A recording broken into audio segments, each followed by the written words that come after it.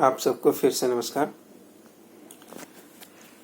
हम बात कर रहे हैं टीचर एजुकेशन के विभिन्न आयामों की, और continuum of the teacher education पे हमारी बात हो रही थी।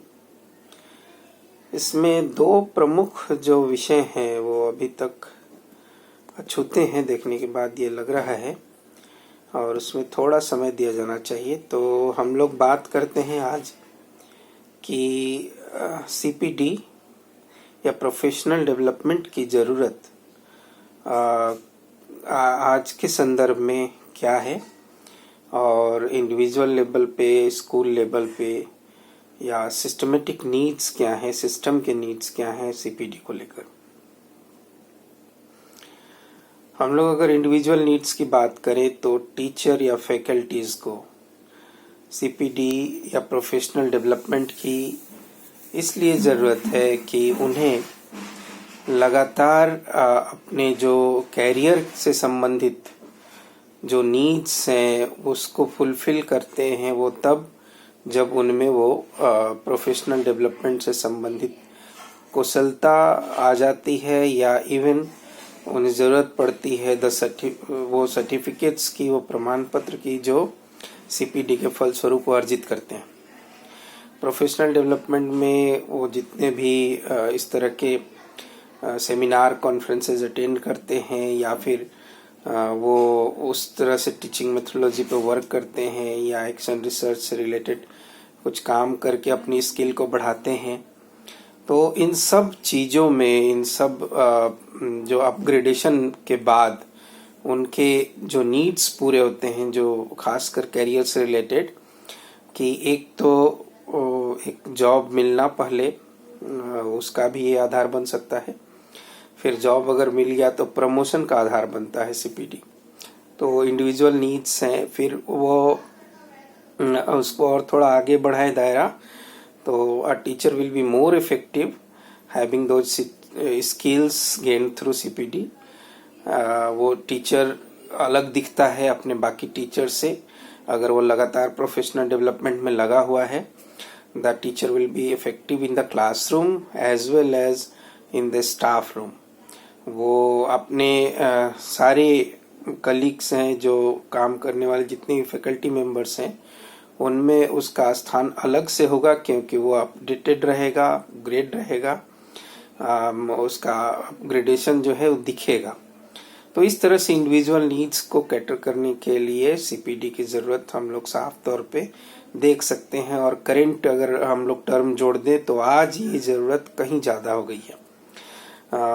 Teacher is not a salaried person only, but teacher is a person who is directly in contact with the social units in the classroom, and those units are becoming the future of the country, future of the globe.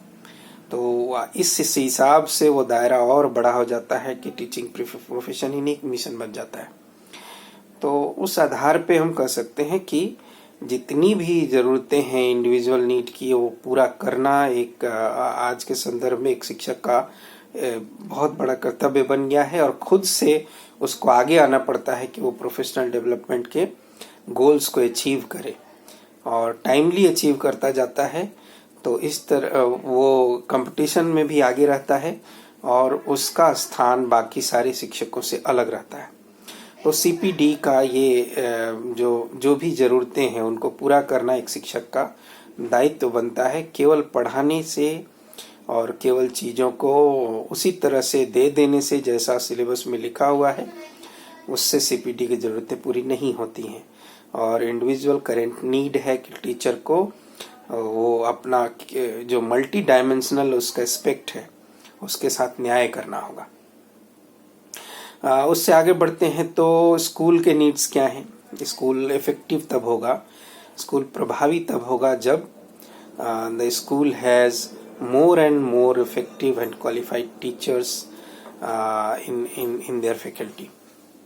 So जो भी teachers हैं, जो trend हैं, जो CPD के तहत जिन्हें कुशलता हासिल है, वो स्किल्स और नॉलेज और एटीट्यूड को इस तरह से गेन कर लिए हैं जो सीपीडी में गोल होते हैं उसको फुलफिल करने वाले, तो उतने ज़्यादा शिक्षक होंगे जितने स्टाफ रूम में और जितने ज़्यादा उस स्कूल के साथ जुड़े होंगे वो स्कूल उतना ही अच्छा परफॉर्म करेगा, इसमें कोई दो राय नहीं है। तो स्कूल की ज़रूरतें हैं सीपीडी से संबंधित कि सीपीडी के तहत जो भी गेन होता है उससे स्कूल का प्रभाव बढ़ जाता है, स्कूल के रिजल्ट जो हैं परिणाम वो ज़्यादा से ज़्यादा दिखने लगते हैं। और अगर हम लोग रिजल्ट में भी कन्वर्ट करें तो सीपीडी के तहत जो ट्रेन टीचर है, सीपीडी को गेन किए हुए जो टीचर होते हैं, प्रोफेशनल डेवलपमेंट के जो गोल को अचीव करने वाले ज़्यादा से ज़्यादा शिक्षक होंगे तो वो परिणाम भी अच्छे ज़्यादा से ज़्यादा देते हैं। दूसरे स्कूल की तुलना में उस स्कूल का परफॉर्मेंस लेवल तो बढ़ता ही है, साथ में उस स्कूल की सारी गतिविधियां भी आराम से अच्छे से चलने लगती हैं, क्योंकि सीपीडी में लीडरशिप क्वालिटीज़ भी दी हुई होती हैं, कोऑर्डिनेशन एबिलिटीज़ भी रहती हैं। तो एक जो ऐसे शिक्षकों से भरा हुआ समूह किसी स्कूल में हो तो बहुत ही स्मूथली रन करता है एक इंस्टीट्यूशन, एक स्कूल, और वो स्कूल बाकी सारे स्कूल से अलग परफॉर्म करते हुए अपने जो गोल्स हैं उनको जल्दी अचीव करता है, प्रभावी रूप से अचीव करता है।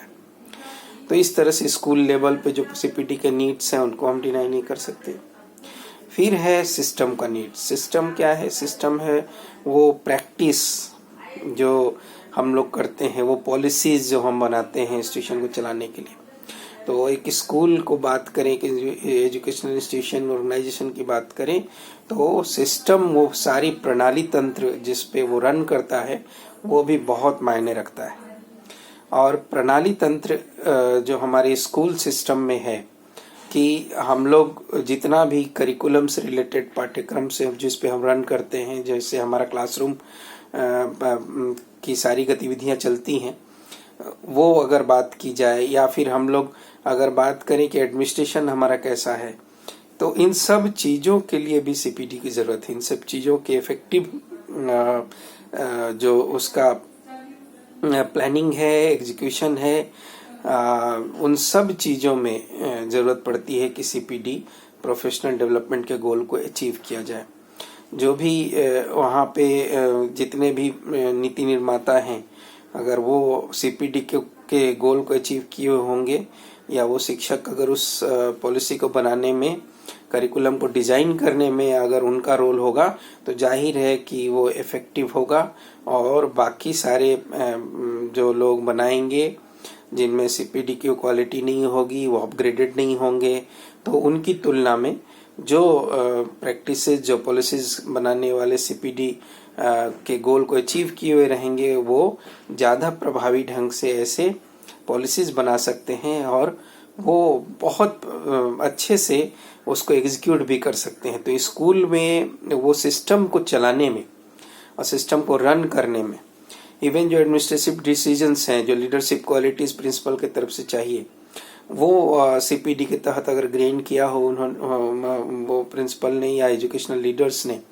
तो जाहिर है वो हर कार्य को बहुत अच्छे से कोऑर्डिनेट कर पाते हैं, और इसलिए वो सीपीडी का उनका जो अचीवमेंट है वो सीधे सीधे इम्प्लीमेंट हो जाता है उनके उस लीडरशिप में। और इस तरह से पॉलिसीज और प्रैक्टिसेस जो हैं, जो सिस्टम बनाते हैं, वो सारे इंस्टीट्यूशन को में इफेक्टिव रूप से पता चलते हैं और इंस्टीट्यूशन को बहुत बड़ा आधार प्रदान करते हैं कि वो दूसरे इंस्टीट्यूशन से बेहतर दिखाई दे। तो इस तरह से हम लोग करंट नीड्स में सीपीडी के देख सकते हैं, इंडिविजुअल, स्कूल और सिस्टम के नीड्स। हम अब बात करते हैं प्रोफेशनल लर्निंग कम्युनिटीज़ की। प्रोफेशनल लर्निंग कम्युनिटी क्या है? तो एक तरह से ये एक कोलैबोरेटिव अप्रोच है। It is a team effort to gain all the goals of CPD regarding knowledge, skills and attitude towards the profession, and all the individuals who cannot gain all these dimensions of CPD individually, they can gain when the whole team is trying for that. तो वो अपने team के साथ, अपने colleague के साथ, अपने faculty members के साथ बहुत अच्छे से वो चीज़ें गेन कर लेते हैं जो वो अकेले नहीं कर सकते। प्रोफेशनल लर्निंग कम्युनिटी एक कोलैबोरेटिव अप्रोच है, ठीक है। तो ये कोलैबोरेटिव अप्रोच किस लिए है? तो ये है कि आप अकेले जो सीखना चाहते हैं उससे बेहतर होगा कि आप मिलजुल कर सीखते हैं। सारे टीचर्स, सारे फैकल्टी मेंबर्स एक दूसरे के साथ मिलकर बहुत सारे जो उनके प्लान बनाते हैं और उसको पूरा करने की कोशिश करते हैं। तो प्रोफेशनल लर्निंग कम्युनिटी का लेकिन सबसे बड़ा गोल जो होता है वो है लर्निंग। पीएलसी का सबसे महत्वपूर्ण जो कहा जाता है आधार स्तंभ है एल। तो वो लर्निंग सबसे बड़ी चीज है कि इंश्योर करें, हम लोग जो सारे टीचर्स हैं इंश्योर करें that students are learning, student will learn after this effort. तो कोलैबोरेटिव एफर्ट हम लगाएंगे सीपीडी को गेन करने के लिए, प्रोफेशनली डेवलप होने के लिए, सारे स्किल्स नॉलेज को गेन करेंगे जिससे लर्निंग बढ़ेगा। तो इसलिए हमारा जो फोकस लर्निंग है, तो इससे पहले हमको क्या चाहिए, आइडेंटिफाई करना पड़ेगा कि how the learning will enhance, the learning level will enhance.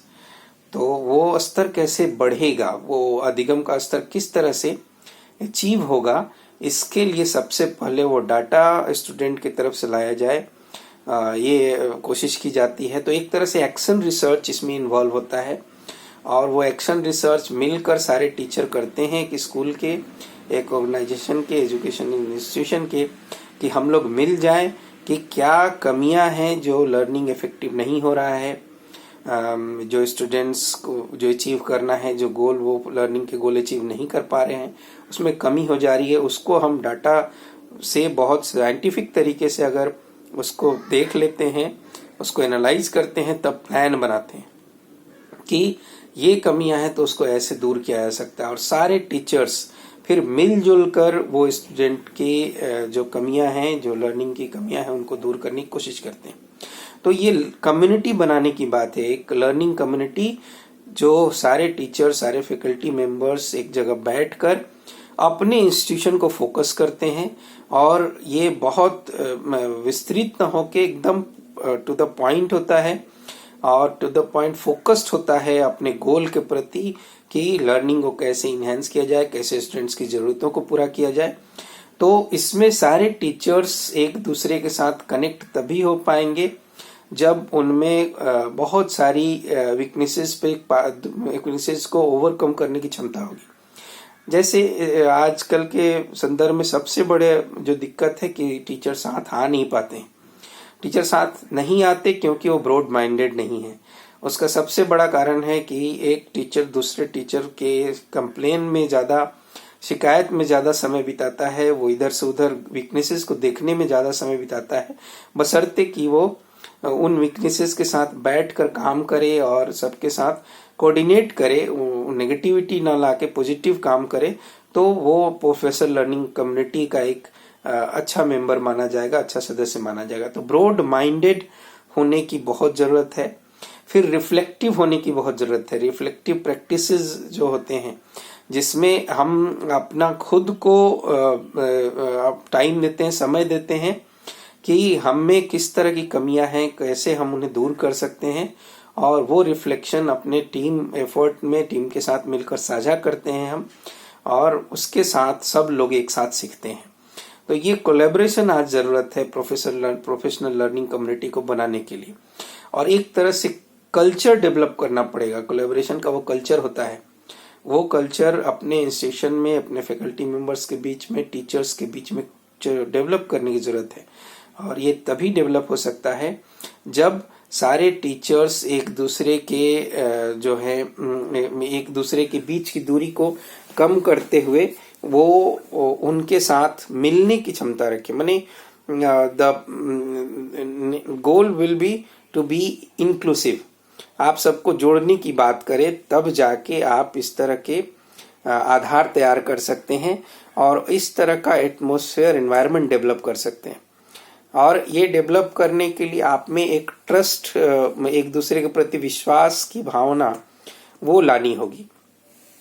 और जैसे किसी भी टीचर को अगर इसमें कोई दिक्कत हो रही है तो कोलैबोरेशन के लिए भी आप उनको ट्रेनिंग दे सकते हैं कि कैसे एक दूसरे से कोलैबोरेट किया जाए। आज के संदर्भ में अगर हम बात करें तो गवर्नमेंट ने ऐसे बहुत सारे जो मीडियम हमारे सामने दिए हैं कि हम सीपीडी के थ्रू बहुत सारे अपने लर्निंग कम्युनिटी से जुड़ जाते हैं, लेकिन स्कूल का जो अपना एक एनवायरनमेंट होता है जिसमें सारे टीचर्स एक साथ जुड़ेंगे या एजुकेशनल इंस्टीट्यूशन का जो फैकल्टी मेंबर्स को जुड़ेंगे, वो तब जाके उसके थ्रू वो भावना आती है जब ऐसे लर्निंग कम्युनिटी के तहत वो सीख के आता है कि कैसे कोलैबोरेट किया जाता है। तो कोलैबोरेशन और कोऑर्डिनेशन इसका बहुत बड़ा इस कल्चर को डेवलप करने का आधार बनता है। और हमेशा ये देखना पड़ता है कि कैसे हम शिक्षक के कमियों को उजागर न करते हुए हम कैसे उनको स्ट्रेंथ प्रदान करते हैं, सपोर्ट प्रदान करते हैं और पॉजिटिविटी लाते हैं, कैसे उनके ऊपर हंसते नहीं है, उनकी कमियां हमारे लिए कोई ऐसा वरदान साबित नहीं हो सकती है कि हम आगे बढ़ जाएं, हम बेहतर हैं ये साबित करें। नहीं, उससे अच्छा होगा कि आप मिलकर एक ऐसा कोलैबोरेटिव एनवायरनमेंट का निर्माण करें जिसमें हर एक विद्यार्थी, हर एक छात्र को आगे बढ़ने का एक साधन मिले, उसके लिए सब मिलकर काम करें।